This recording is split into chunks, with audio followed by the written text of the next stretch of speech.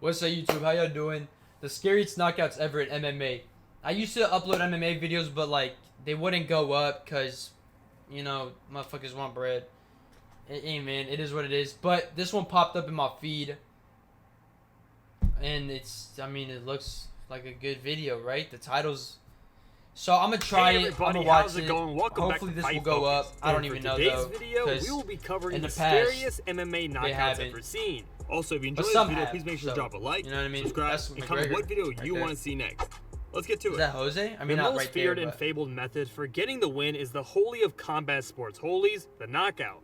For this video, we have compiled a list of instances where MMA fighters knock their opponents out with some of the most terrifying strikes ever seen in the octagon. Number 12, Edson Barbosa. This kick is one of the more iconic kicks ever seen in MMA, and the effect itself is noteworthy. It really poses the question, what do you want to do? Do you want to take a chance and risk getting knocked out? Oh my goodness! Yep, Edson Barbosa pretty much turned his opponent Terry Edom into a frozen being, just like Han Solo, after a spinning wheel kick would land flush on the face of the British fighter. What's even better is Joe Rogan's commentary as the kick is landing. This insane finish came in the third round when the Brazilian spun lightning fast and instantly turned his opponent into a statue. Number 11, Gary Goodridge. You have never seen a knockout like this in your life. I guarantee it. And Herrera's a very good grappler here.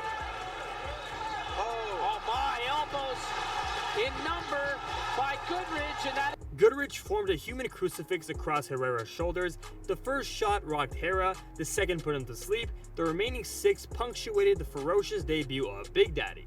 This move could have easily been classified as murder, since after like the second elbow, you can see that Paul had already lost consciousness and the fight should have been stopped. Number 10, Dan Henderson. After watching this first-degree manslaughter take place, the real question was how when he said that, I was like, yeah, okay. Able to walk again. That's all! Henderson obliterated Bisping's face with an atomic right hand, dropping Bisping cold, but Hendo wanted to make sure Bisping wasn't getting back up, so he soared through the air like Khabib Nurmagomedov and delivered one final blow to the unconscious Brit before the ref dragged him off.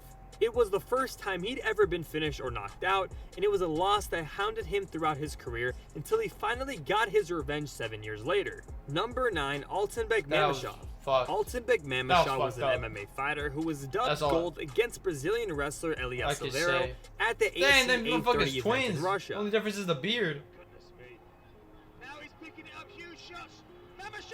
Oh damn, his mouthpiece came out. Oh shit.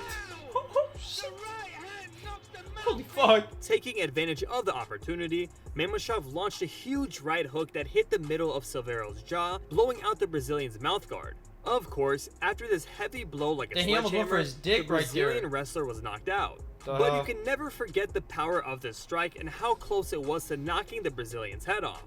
Number 8, Uriah Hall. I haven't seen this one. I haven't seen this. Oh! Meet your next pillow. Why do we make our pillow in the shape of a cube? Stop. I'll tell you. No, I don't care. I really do not care.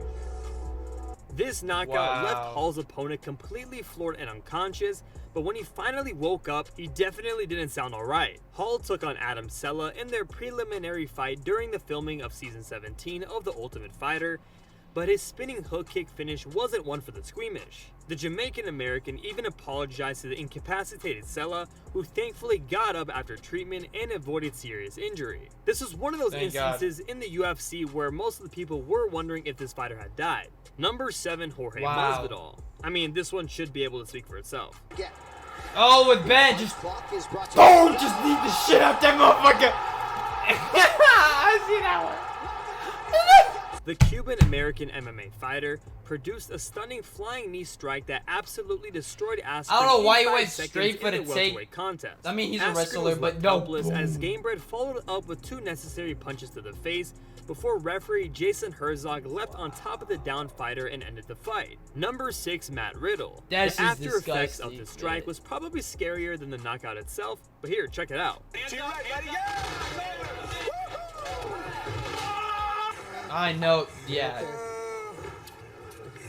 Jorge's was way better. The WWE superstar started the second round early by delivering a ferocious right hook on Semler, which immediately dropped his opponent.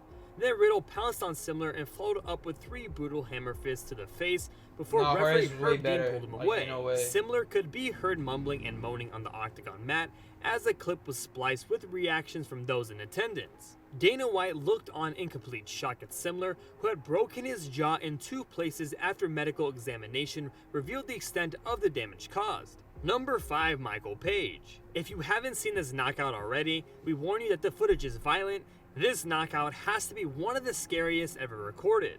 Just about everything you need in a fight, you lose off the liver shot. It can come back.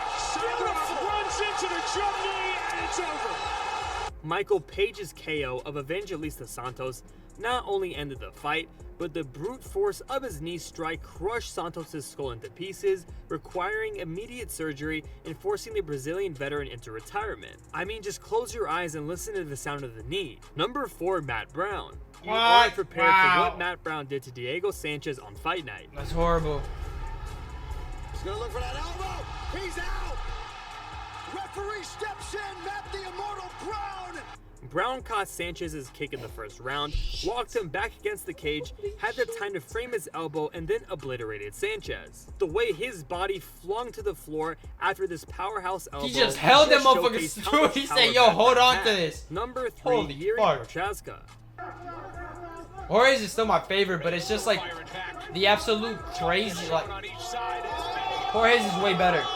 The pair But it's traded just like, with tremendous I mean, force for more motherfuckers' than skulls 9 are minutes. breaking, so I can see Prochaska why. outlanded Reyes 78 These are to higher. 68 in total strikes, and the Spinning, knockout blow like, will undeniably elbow. be among the contenders for the 2021 KO of the year. He landed a beautiful spinning Boom, elbow and then- that left Reyes face first on the mat unconscious and earned him a shot at the 205-pound title. Number 2, Gabriel Gonzaga. That shit was cool, Gabriel but, like- Gonzaga scored one of the biggest upsets when he knocked out Mirko Krokop with a head kick at UFC 70 in Manchester, and it was pretty terrifying. 70. Wow, that's a long time ago, Mirko looks man. tentative, though.